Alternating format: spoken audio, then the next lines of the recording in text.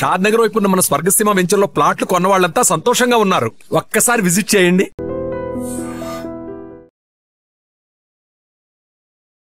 Hi guys, welcome to I dream. నేను మీ Chanakya. Guys, present India and America మధ్యలో జరుగుతూ ఉన్న ఈ హై టెన్షన్స్ మధ్యలో అండ్ అక్కడ నివసిస్తున్న వాళ్ళు, లేకపోతే H1B వీసాకి సంబంధించిన కానీ అండ్ ఇలాంటి వాటికి సంబంధించి ఎవరైనా కానీ ఇప్పుడు ట్రావెల్ చేయాలనుకుంటే అలా అక్కడున్న స్టూడెంట్స్ వాళ్ళ మీదకైనా కానీ సో ఏమన్నా ఇబ్బందులు ఏమన్నా తలెత్తుతాయా?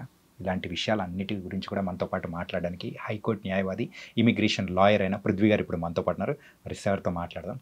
మరి విషయాలేంటో అడిగి తెలుసుకుందాం. Hi sir. Hi Chanakya. Sir, Trump మామ టారిఫ్ల మీద టారిఫ్లు వేసేస్తూ ఉన్నాడు. అసలు ఇండియా అంటే కచ్చి కట్టి మరి కూర్చున్నాడు అన్నట్టు కూడా అనిపిస్తూ ఉంది. అది ఇట్లానే బిజినెస్ డీల్స్ దాని ప్రకారం. కాకపోతే ఎవరైతే ట్రావెల్ చేస్తూ ఉన్నారో H1B వీసాస్ అయినా కానీ అండ్ స్టూడెంట్స్ చాలామంది చదువులు అంటే ఫస్ట్ ప్రయారిటీ అనేది యూఎస్కి వెళ్ళిపోతుంటారు. మరి వాళ్ళ మీద ఏమన్నా ఇంపాక్ట్ ఏమన్నా ఉంటుందంటారా? యాజ్ ఆఫ్ నౌ చెప్పాలంటే చాణక్య 70% అమెరికా వెళ్ళేవాళ్ళు ఆగిపోయారు. 70% ఆగిపోయారు. Okay. And 25% already slots previous book అయిపోయి అండ్ నేను వెళ్ళాలి ఖచ్చితంగా, నేను యుఎస్లోనే ఎంఎస్ చేయాలి అన్న ఒక ఉద్దేశం ఉన్నవాళ్ళు తప్ప మిగతా వాళ్ళందరూ ఆగిపోయారనే చెప్పచ్చు. ఇప్పుడు ఈ స్టూడెంట్స్ యాజ్ ఆన్ నౌ పెరగాలి అంటే ఇంపాసిబుల్ చాణక్య. ఓకే. ఎందుకంటే ఆల్రెడీ ఒక రకమైనటువంటి ఫియర్ ఎస్టాబ్లిష్ అయిపోయింది ఒక పిల్లలకి. అదొకటి కూడా ఎప్పుడు లేనట్టు ట్రంప్ ఫస్ట్ టైం యూనివర్సిటీస్ మీద పెత్తనాలు చేయటం మొదలుపెట్టాడు. యూనివర్సిటీస్ ఇట్లా ఉండాలి, యూనివర్సిటీస్ మీరు స్పాన్సర్ చేయకూడదు. ఈవెన్ అక్కడ ఉండేటువంటి ఎడ్యుకేషన్ డిపార్ట్మెంట్ని తీసేశాడు. ఎడ్యుకేషన్ డిపార్ట్మెంట్ అంటే ఎడ్యుకేషన్ మినిస్ట్రీ ఉంటుంది కదా మనకి, అట్లాగే ఎడ్యుకేషన్ మినిస్ట్రీని తీసేశాడు. తీసేసి అక్కడ ఇంకా ఫండింగ్ ఆఫ్ లోన్, వీళ్ళకి ఇచ్చేటువంటి స్టూడెంట్స్కి ఇచ్చే లోన్స్ కానీ వాళ్ళకి ఇచ్చే స్కాలర్షిప్స్ మొత్తం తీసేశాడు. ఏదైనా సరే యూనివర్సిటీసే పెట్టుకోవాలని చెప్పేసి హీఈస్ డిస్కరేజింగ్. మెయిన్ ఏంటంటే తనకి ఒక రకమైన థ్రెట్ ఉంది అక్కడ. థ్రెట్ ఇన్ ద సెన్స్, ఈ పాలస్తీనా వార్ తర్వాత ఇరాన్ వార్ తర్వాత అక్కడ ఇజ్రాయెల్ అండ్ పాలస్తీనా డిస్టర్బెన్సెస్ తర్వాత అక్కడ ఉండేటువంటి ఒక వర్గం వ్యక్తులు పాలస్తీనా సపోర్ట్ చేస్తున్న ర్యాలీలు తనకి ఒక రకమైన టెన్షన్ క్రియేట్ చేస్తున్నాయి. అండ్ అబ్రాడ్లో జరిగినటువంటి బాంబింగ్స్ ఎప్పుడు తక్కువే ఉంటాయి ఈ మధ్యకాలంలో. ఈ మధ్యన ఇజ్రాయెల్ దగ్గర జరిగినటువంటి ఒక బాంబ్ బ్లాస్ట్ అన్నది, ఇదంతా కూడా ఒక రకమైన టెన్షన్ క్రియేట్ చేసి స్టూడెంట్స్ని కంట్రోల్ చేయాలి అన్నది ఏదైతే ఉందో అక్కడ డైరెక్ట్గా లిబర్టీ అనేటువంటి ఒక basic principle of American constitution దెబ్బతింటూ మొదలుపెట్టింది. ఓకే. ఈ యాంగిల్స్లో ఏమవుతుందంటే స్టూడెంట్ ఇన్ గోయింగ్ తగ్గారు, అక్కడికి వెళ్ళే వాళ్ళు తగ్గారు. అండ్ ఎప్పుడైతే ఈ ఇన్కమింగ్ స్టూడెంట్స్ తగ్గారో ఈ ఉన్న స్టూడెంట్స్ భయం మొదలైంది.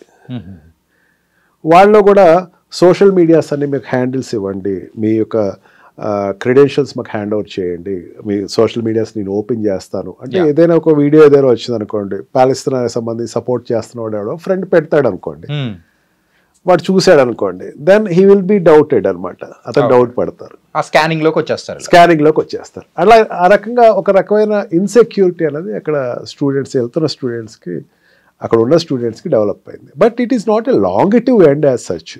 అది ఎక్కువ నాళ్ళు ఉంటుంది అయితే ఐ డోంట్ థింక్ సో. ఇంతకన్నా వర్స్ సిచ్యుయేషన్స్ చాలా వచ్చినాయి యుఎస్లో. It is one of the situation where the students must be little brave and వాళ్ళు వెళ్ళినటువంటి ఎడ్యుకేషన్ అన్నది అక్కడ తర్వాత కంటిన్యూ అవ్వాలంటే దే హ్యావ్ టు. సార్, ప్రీవియస్గా ఉన్న సిచ్యువేషన్స్ వరకు అయితే ఇండియా అండ్ అమెరికా అనేది కూడా ఒక ఫ్రెండ్లీ నేషన్స్గా ఉన్నాయి. కాకపోతే ఇంత హై టెన్షన్స్ అనేది కూడా ఈ మధ్యకాలంలో ఎప్పుడూ చూడలేదు. కానీ స్టూడెంట్స్ వెళ్ళే వాళ్ళ డ్రాప్ కానీ అక్కడున్న కంపెనీస్లో వర్క్ చేస్తున్న ఎవరైతే ఉన్నారో ఎంప్లాయీస్ కానీ వాళ్ళ మీద కూడా ఈ బర్డన్ పడే అవకాశాలు ఉంటాయని కూడా భయపడుతూ ఉన్నారు. మరి వాళ్ళకి సంబంధించి మీరేం చెప్తారు? చాణక్య, ఒకటి మనం ఆలోచించాల్సింది ఏంటంటే it is not a communist country or socialistic country. Okay. అక్కడ ప్రైవేట్ కంపెనీస్ని గవర్నమెంట్ కెనాట్ డిక్టేట్ టర్మ్స్, ఇట్లా చేయాలి. ఓకే. యాపిల్ లాంటి ఒక చిన్న కంపెనీ నీకు ప్రొడక్షన్ ఇండియాలో ఆపేయమంటే నేను ఆపనని చెప్పింది. ఏం చేయలేకపోయాడు. ఓకే.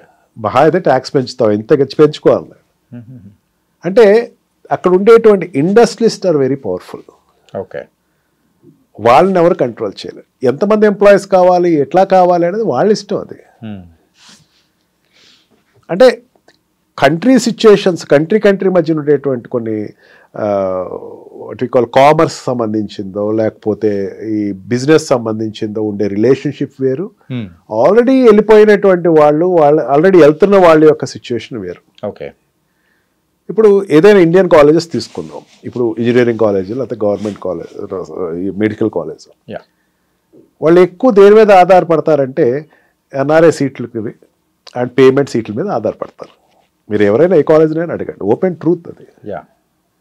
అక్కడ కూడా అంతే, అబ్రాడ్ నుంచి వచ్చే స్టూడెంట్స్ దగ్గర నుంచి డబ్బు డైరెక్ట్గా వస్తుంది వాళ్ళకి. ఓకే, ఈ డబ్బు అన్నది స్కాలర్షిప్లు పెట్టాలి. ఇక్కడ అక్కడ లోకల్గా ఉండేటువంటి సిటిజన్స్ నుంచి వచ్చేటువంటి స్టూడెంట్స్ ఎవరైతే ఉన్నారో వాళ్ళందరికీ డబ్బులు అది పెట్టుకోవాలి, కంట్రీ పెట్టుకోవాలి. వీళ్ళు పే చేస్తారు, వాళ్ళకి ఇది పే చేయాలి. ఓకే, ఆ బిజినెస్ పరంగా ఎడ్యుకేషనల్ బిజినెస్ ఆధారంగా చూసుకుంటే ఏ కంట్రీ కూడా ఈ అమెరికన్ ఏ యూనివర్సిటీ కూడా they won't leave that hope Indian students రానివ్వద్దు అన్నది ఆ యూనివర్సిటీస్ మెయింటైన్ చేయట్లా. ఓకే, చాలా వరకు ఏమవుతుందంటే ఒక సోషల్ మీడియా మిస్రిప్రజెంటేషన్ అనే నేను అనుకుంటున్నాను. అంటే ఇప్పుడు మనం చూసేది అనేది కూడా చాలా వరకు కాదు, ట్రూత్ తక్కువ. ఓకే, ట్రూత్కి సత్య దూరం చాలా ఎక్కువే ఉన్నాయి. Yes sir. అలాగే ఆ ట్రంప్ ఇంతకుముందు అంటే ఎప్పుడైతే గవర్నమెంట్లోకి వచ్చారో సార్, అధికారంలోకి వచ్చిన తర్వాత గోల్డ్ కార్డ్ అనేది కూడా ప్రవేశపెట్టారు కదా సార్, మరి దాని సంగతి ఏంటి సార్ ఇప్పుడు అది? Yes, gold card is going good for him. India నుంచే ఎక్కువ గోల్డ్ కార్డ్స్ పర్చేసింగ్ జరిగినాయి అని చెప్పేసి అన్నాడు. బిజినెస్ వీసా, ఈబీ వీసా ఏదైతే ఉందో అది దాన్ని తగ్గించాలనే ఉద్దేశంతో గోల్డ్ కార్డ్ అనేది పెట్టాడు. ఇంత అమౌంట్ మాకు కట్టండి, మీరు ఇక్కడ ఉండొచ్చు అని చెప్పేసి అన్నాడు. And partially he got succeeded. అంటే ఇట్ ఈస్ నాట్ ఓవర్ నైట్ జరిగేది కాదు, ఓపెనింగ్ అయితే చాలా బాగానే వచ్చింది. ఇండియా నుంచి కూడా చాలా గోల్డ్ కార్డ్స్ అయితే పర్చేసింగ్ జరిగినాయి. గోల్డ్ కార్డ్ తీసుకున్నవాడు అక్కడ they can stay for ever, business చేసుకోవచ్చు, వాళ్ళు టర్న్ ఓవర్స్ చేసుకోవచ్చు. 10 crores రేషియో ఏదో ఉంది, 10 crores రేషియో ఉంటే they can do business there. You have to pay there to the government pay చేసుకుని నువ్వు బిజినెస్ స్టార్ట్ చేసుకోవచ్చు డైరెక్ట్గా. అంతేకాని దానికోసం వేరే వీసాలు అప్లై చేయటం, దాని గురించి వెయిట్ చేయటం ఇవన్నీ లేదు అని చెప్పేసి అన్నాడు. సెకండ్ టైం ప్రీవియస్ ఒకసారి ఇంట్రడ్యూస్ అయిన తర్వాత ఇది మళ్ళీ చాలా తర్వాత మళ్ళీ గోల్డ్ కార్డ్ ఇంట్రడ్యూస్ అవుతుంది. బిజినెస్ వైజ్గా ఇట్ ఈస్ గోయింగ్ అప్. అదే చాణక్య నేను చెప్తుంది అదే. వాట్ యు ఆస్క్ ప్రీవియస్లీ, ఇండియాకి అక్కడికి యుఎస్కి ఉండే రిలేషన్స్ స్ట్రెయిన్ అయినాయి కదా. రిలేషన్స్ ఏం స్ట్రెయిన్ అవ్వలేదు చాణక్య. తన అడుగుతున్నది ఏంటంటే బ్రిక్స్లో ఉండేటువంటి కంట్రీస్, బ్రిక్స్ కంట్రీస్ అంటే what we call this India, Brazil, Russia, India, China, ఇవన్నీ కలిసి ఒక సౌత్ ఆఫ్రికా, ఇవన్నీ కలిసి ఒక కొత్త కరెన్సీని ప్లాన్ చేస్తున్నాయి అండ్ డాలర్ను పక్కన పెడుతున్నాయి. అక్కడ ట్రంపే కాదు, ట్రంప్ కాకుండా ఇంకోటి ఉన్నా సరే అదే చేస్తారేమో నా ఉద్దేశంలో. Okay, because is it competition for their country. ఎంతమంది ఉన్నారు పాపులేషను ఈ బ్రిక్స్ సంబంధించినటువంటి, ఈ బ్రిక్స్ కంట్రీకి ఉన్నటువంటి పాపులేషన్ అంటే Russia, China, India and Brazil, south ఆఫ్రికాలో ఎంతమంది ఉన్నారు అనుకున్నారు? 65% ఆఫ్ పబ్లిక్ ఉన్నారు, 65% of population in the world అక్కడ ఉన్నారు. అక్కడ ఈ 5 కంట్రీస్ కంట్రీ ఇన్ఫ్లుయెన్స్ చేయదగ్గది 65% కానీ ఉన్నారు. అంటే అది పెద్ద రేషియో కదా, చాలా పెద్ద రేషియో సార్. ఇది వస్తే గనక డాలర్ యొక్క విలువ తగ్గిపోతుంది అని ఒక భయం అన్నది ఆ కంట్రీకి ఎక్స్ప్రెస్ చేశాడు. బ్రిక్స్ని డిస్కరేజ్ చేయాలి. ట్రంప్ దగ్గరే కాదు అది, అంతకు ముందు ఉన్నటువంటి బైడెన్ కానీ, అంతకు ముందు ఉన్నటువంటి వాట్ వి కాల్ ప్రెసిడెంట్స్ ఎవరైనా సరే, బైడెన్ కావచ్చు, అంతకు ముందు ఉన్నటువంటి వాళ్ళే ఎవరైనా సరే దీన్ని డిస్కరేజ్ చేశారు. ఎందుకు డిస్కరేజ్ చేశారంటే బ్రిక్స్ వస్తే వాళ్ళ వ్యాపారాలు జరగవు. ఓకే, ఈ సిచ్యుయేషన్లో ఏమైంది, ఇండియా మీద ఇప్పటివరకు లేదు, మొన్నటి వరకు లేదు. పాకిస్తాన్ ఈవెన్ సింధూర్ వార్ జరిగినప్పుడు కూడా సిచ్యుయేషన్స్ ఆర్ గుడ్. మెయిన్ మనం క్రూడ్ తెచ్చుకుంటున్నాం అక్కడి నుంచి, రష్యా నుంచి డైరెక్ట్గా క్రూడ్ తెచ్చుకుంటున్నాం, తక్కువ రేటు తెచ్చుకుంటున్నాం. అమెరికాకి నష్టం కదా దానివల్ల నష్టం ఎవరికంటే నాటో కంట్రీస్కి నష్టం. అంటే European countries, NATO excluding America, European కంట్రీస్కి నష్టం. వాళ్ళ కంట్రీస్ నుంచి తెచ్చుకోవాలి, అది జరగట్లా. అండ్ ఆల్సో మనం అప్పు చాలా వరకు పే చేస్తాం. మరి చాలా ఎక్కువ అప్పు ఉండేది క్రూడ్లో. అందుకే సౌదీ కంట్రీస్ని మనం పెద్దంత ఖాదరు చేయకపోవడం కారణం అదే. ఓకే, మనం చాలా వరకు అప్పు పే చేస్తాం. ఇదివరకు చాలా అప్పు ఎక్కువ ఉండేది, మనకి పే బ్యాక్ ఎక్కువ చేసాం మనం. అండ్ వాళ్ళ కాన్ఫిడెన్స్ కూడా ఇది పే చేసేస్తారు అని. రష్యా నుంచి ఎక్కువ తీసుకుంటున్నాం మనం, తక్కువ రేటుకి ఎక్కువ తీసుకుంటున్నాం. మిగతా కంట్రీస్కి దానికి దగ్గర దగ్గర $2 బిలియన్ ఎంతో మనకి డిఫరెన్స్ ఎక్కువ లాభం అన్నది వస్తుంది. ఇక్కడ ఏమైందంటే తనకి అక్కడ జరుగుతున్న వార్కి, రష్యాకి జరుగుతున్న వార్లు ఏమైందంటే ఎప్పుడైతే ఈ నాటో కంట్రీస్ ఒత్తిడితోటి యుఎస్ ఈ స్పీకింగ్ ఏ న్యూ ఫార్మ్లా, నువ్వు ఇండియా నువ్వు వెళ్ళి అక్కడ తెచ్చుకోవద్దు అని. కానీ అమెరికా అక్కడ ఉండేటువంటి రష్యాలో ఉండే కార్లు తెప్పించుకుంటుంది, ఎలక్ట్రానిక్ గూడ్స్ తెప్పించుకుంటుంది, కానీ నువ్వు మాత్రం వెళ్ళి తెచ్చుకోవద్దు అనేసరికి దీనికి India is so stubborn. Okay, మా కంట్రీకి నువ్వెవరు చెప్పడానికి? మా కంట్రీకి చెప్పాల్సినటువంటి నీకు సంబంధం లేదు కదా. అండ్ నాటో కంట్రీస్కి అయితే గట్టి వార్నింగ్ ఇచ్చాడు నిన్న ప్రైమ్ మినిస్టర్. అసలు మీకు నాకు సంబంధం ఏంటి? అసలు మీరు ఎక్కడెక్కడ వ్యాపారం చేసుకుంటారు మేము అడిగాము ఎప్పుడైనా సరే. ఉక్రెయిన్ వార్కి మీకు సంబంధించింది, ఉక్రెయిన్ వార్కి మాకు సంబంధం నాటోకి సంబంధించింది. We are not the members of NATO. Right, నాటోలో మీ మెంబర్స్ కాదే అని చెప్పి చాలా గట్టి సమాధానం అయితే చెప్పడం జరిగింది. And India is very stubborn. చాలా నాళ్ళ తర్వాత ఇండియా చాలా స్టబన్ నిర్ణయం తీసుకుంది, ఎటు పక్కన వంగకుండా. బికాజ్ మన రష్యాతో ఉండేటువంటి రిలేషన్షిప్ ఎక్కువ. మనం ఈ రోజున 70% what we call aircrafts ఏదైతే ఉన్నాయో, డిఫెన్స్ ఎయిర్ క్రాఫ్ట్, దాని మీద ఆధారపడి ఉన్నాయి. ఇప్పటికీ ఇక్కడ రీసెర్చ్ జరుగుతున్నాయి. They are supporting us. And Russia మన పక్కన ఉంటే చైనా మన కంట్రోల్లో ఉంటుంది. అది మర్చిపోవద్దు మనం. చైనా కొంచెం ఏదైనా ఎదురు తిరుగుతుంది అన్నది ఏదైనా ఉంటే Russia will control it. Situation control చేస్తుంది. అందులో that's why Modi is going to China very soon. It is one of the good indication. China తోటి ఎప్పుడు మనం యుద్ధం పెద్దగా పెట్టుకోకూడదు, ఎందుకంటే పెద్ద కంట్రీ కాబట్టి. ఈ రెండు కంట్రీస్ సపోర్ట్ ఇచ్చినంతసేపు పెద్ద ప్రాబ్లం ఏం కాదు మనకి.